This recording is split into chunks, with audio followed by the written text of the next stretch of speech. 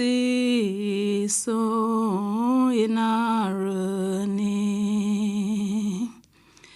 Ababira hilati wawa growe wagwati lwagwa figo hudugo wati wabu wabure. My name is Hubert Devnish. I'm a linguist. I study the languages of the Caribbean. The last remaining language originally spoken by the indigenous people of the Caribbean islands is Garifuna, sometimes referred to as Black Carib. I want to introduce you to this language through Marcelina Beata Lambey. She was born on the 4th of June, 1892 in the village of Saint Bite, Belize. She's a famous composer of hymns in Garifuna, sung all over the Garifuna communities in Belize, Honduras, and Guatemala. We will meet her through the words and memories of her granddaughter, Anita Lambey Barrett, who calls her grandmother Nagut, which means in Garifuna, my grandmother. Nagut used to compose Garifuna hymns. At nights, she would gather all her grandchildren and teach us her songs. At church on Sundays, she would call the songs and we would dutifully respond. This was the method she used to introduce her compositions to the village. Imagine me at 8 years of age standing in front of this very church doubled up with laughter. I'm ashamed to admit it, but that was me. Nagut composed this song about Jesus' blood dripping for our sins. She taught it to us and we found it quite funny. Nagut seemed to have forgotten. She started to call the words of that hymn. We all cracked up as soon as she called the first line. Nagut continued her hymn and finished it with just those few who tried to stick it out with her. You would think she would be embarrassed and angry.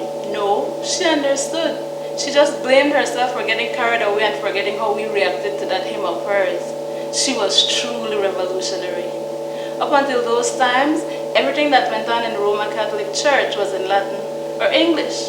For her to dare think she could compose hymns in our language and have us and other people in the village sing them in church was a very big thing. But she had a lot of freedom since a priest would only travel to the village church to celebrate Mass one Sunday in every month. For the other Sundays, Nagut would lead the service in our village church, conducting it in our language. I remember the excitement when the news came that we were going to have a priest of our own. We wouldn't have to wait any longer once a month for a priest to come by boat. We would have our very own priest. He was to be to us Uguchili, Father, our very own representative of God the Father on earth in our own village. Everyone in the village had come out to greet him. They were gathered over there.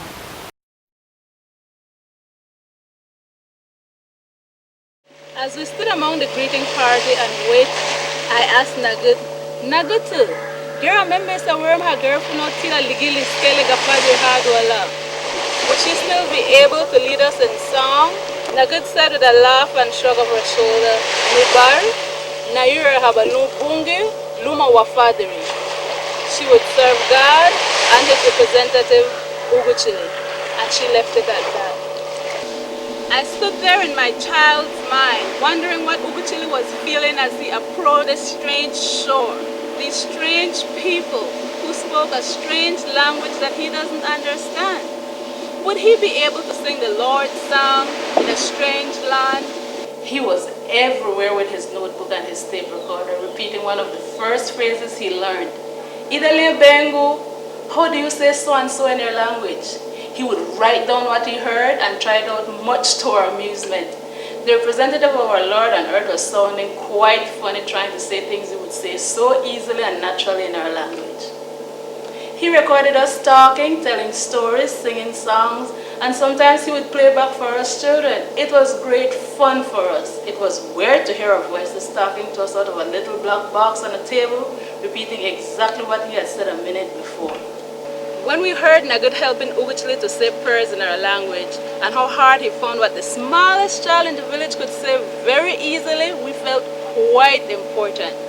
And we were proud.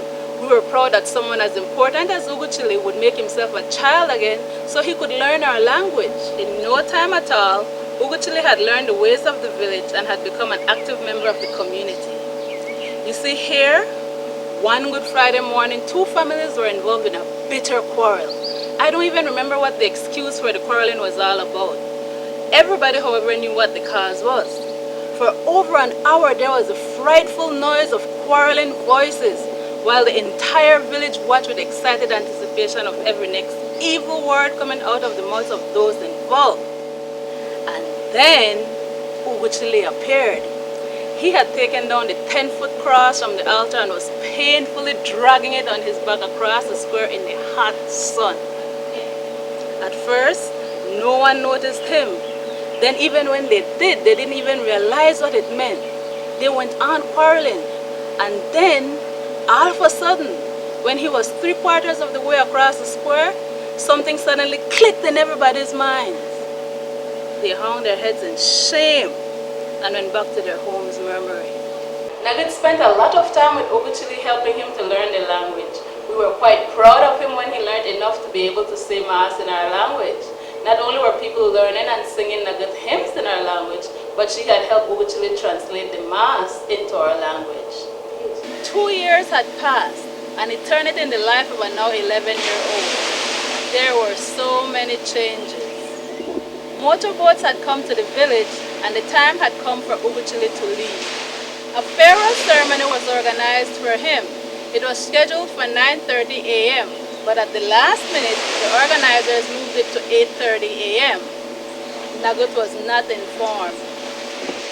Nugget had composed a farewell song for Uguchili to be sung for the very first time at the farewell ceremony. By the time Nugget got the news that the time had been brought forward, it was too late. Ago up Hama, wait! Anute Nugget, Ago up Hama, please, wait! Anute Nugget. I cannot forget the look on the face of that boatman as he pushed off the boat and started the engine.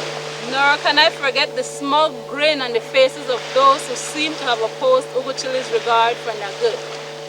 Nugget refused for us to even suggest that the incident was a planned, malicious act.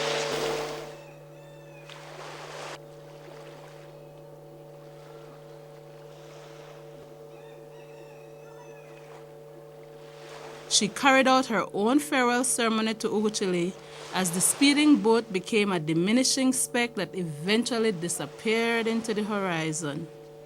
Buweya solidalir bungi Uguchili. Buweya solidalir bungi Uguchili.